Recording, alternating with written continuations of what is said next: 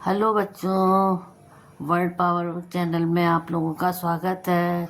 आप कैसे हैं? आशा है कि स्वस्थ होंगे और अपनी पढ़ाई सुचारू रूप से कर रहे होंगे। आज हम आपको कारक के विषय में बताते हैं कि कारक क्या होते हैं।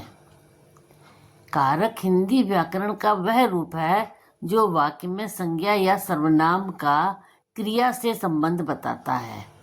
अब क्रिया क्या होती है? काम को करने वाली चीज क्रिया होती है, और संज्ञा या सर्वनाम जो भी काम को करने वाला है, जो भी क्रिया कर रहा है, जो भी कार्य कर रहा है, उसका जो संबंध होगा उसको हम कारक कहते हैं। कारक की सरल परिभाषा: वाक्य में संज्ञा या सर्वनाम किस काम से जुड़ा है, किस पर काम हो रहा है, किसके लिए, किससे, कहाँ आदि, यह जो संबंध दिखता है उसे कारक कहते हैं। कहने का मतलब क्या है?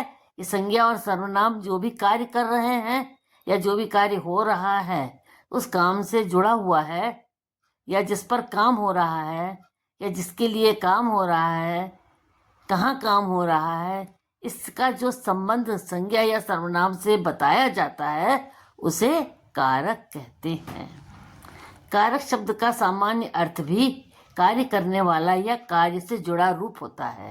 कारक का सामान्य अर्थ भी यही है, कार्य करने वाला या किसी भी कार्य से जुड़े हुए को कारक कहते हैं।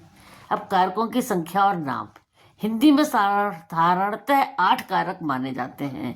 इनके नाम: कर्ता कारक, कर्म कारक, करण कारक, संप्रदान कारक, अपादान कारक, संबंध कारक, अधिकरण कारक और संबोधन कारक।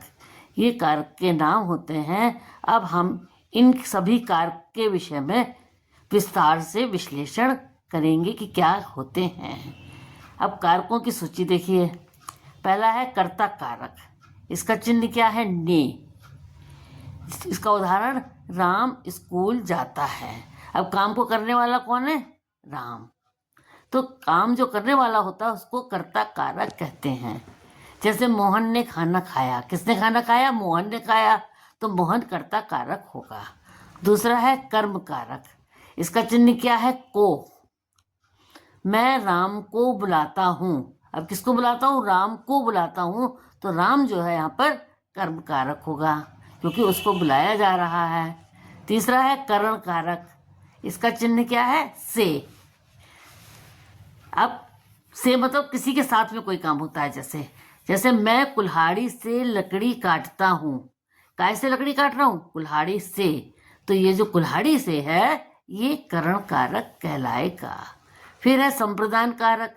संप्रदान का चिन्ह क्या होता है? के लिए या हेतु। जैसे उदाहरण इसका: यह किताब बच्चों के लिए है। किताब किसके लिए है? बच्चों के लिए। तो ये बच्चों के लिए जो है, बच्चों, संप्रदान कारक कहलाएगा। अपादान कारक: से या मैं से मतलब अलग, कहीं से अलग जब जाते हैं उस वहाँ पर अपादान कारक होता है। जैसे मैं मुंबई से दिल्ली जाता हूँ, तो मुंबई से अलग हो रहा हूँ, इसलिए यहाँ पर जब अलग होंगे तो अपादान कारक होगा। संबंध कारक: का, की, के।